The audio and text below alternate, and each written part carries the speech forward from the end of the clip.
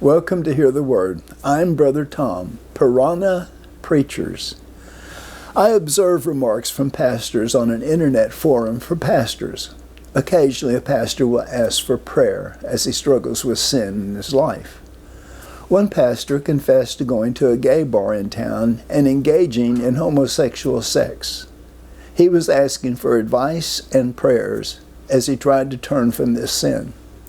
How do you advise a pastor who is living in sin? Many of the responding pastors immediately told him to resign his church and never preach again. They were almost like piranha fish in their judgment. They verbally pounced on him, showing no mercy. Perhaps they were right. I did not comment. I did, and I do pray for him. Should we shoot the wounded?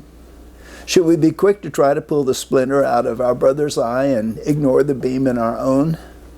Matthew 7, verse 3, Jesus said, "Why beholdest thou the mote that is in thy brother's eye, but considerest not the beam that is in thine own eye?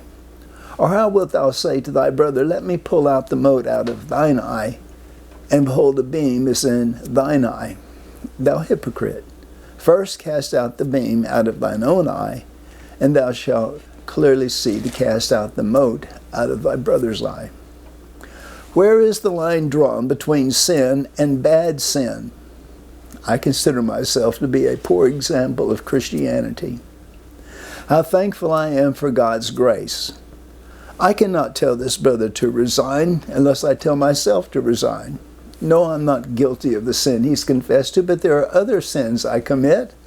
I'm sorry to confess this, but I'm guilty of gluttony, neglecting the flock, neglecting prayer, study and writing time, lust, procrastination, pride, selfishness, exceeding the speed limit, and much more. The closer I get to my Lord, the more displeased I am with myself. WWJD, what would Jesus do?